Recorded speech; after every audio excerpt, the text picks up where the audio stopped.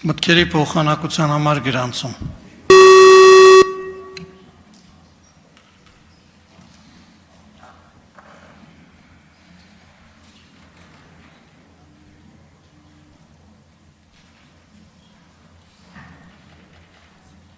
Գրանցվել է 10 պատգամավոր, այժմ վարողի իրավունքով ես արտահերթ ելույթով հանդես կգամ։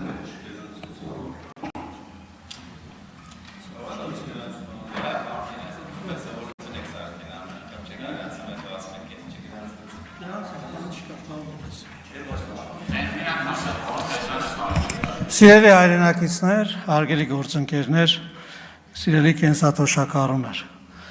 միանշանակ է, որ մեր քաղաքական հանձնառությունն է արժանապատիվ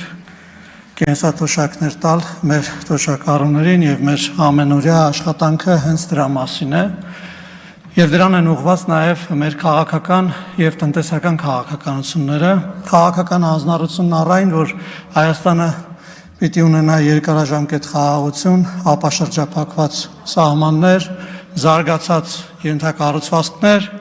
տնտեսական ներդրումներ, տնտեսական զարգացում, որը իր հետ պետք է բերի նաև կենսաթոշակների աճին, որովհետև ի վերջո մենք պետք է հաշվի առնենք, որ Հայաստանի զարգացող եւ զարգացած տնտեսությունն է, որ պետք է սպասարկի սոցիալական ծախսերը, որոնցից ամենակարևորը թերևս կենսաթոշակների աճն է։ Սա իհարկե կարծում եմ նաև ֆիքսված է մեր քաղաքական հանձնառություններում, կառավարության ծրագրերում, տարբեր օրենքներով եւ ակնհայտ է, որ մենք դեպի այդ ենք գնում։ Հիմա ինչ վերաբերում է ընդդիմության բերած այսօրվա օրինագծին։ Ես ընդդիմությանը առաջարկում եմ, որ օրինակ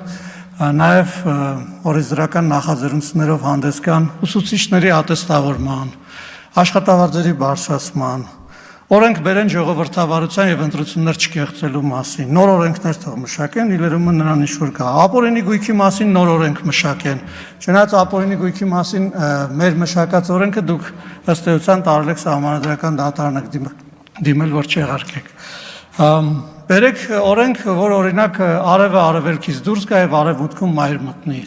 Մենք էլ այստեղ բան անենք, քննարկենք, մերժենք, որովհետև դրանից կախված չէ արևը արևելքից դուրս կգա եւ արևմուտքում մայր կմտնի, թե ոչ։ Եվ իհարկե մենք դեմ կքվեարկենք այս նախագծին, որովհետև եղող եւ եղած բաների մասին օրենքներ ընդունելը մեղմ ասած արդյունավետ չի, ժամանակի ծախս է եւ իհարկե մեր քաղաքական հանձնառությունները բերել օրենքի տեսքով մեզ հրամցնելը իհարկե շնորհակալ ենք հիշեցնելու համար, բայց մենք մեր հանձնառությունների տերն ենք եւ դրանցով առաջ ենք գնալու։ Շնորհակալություն։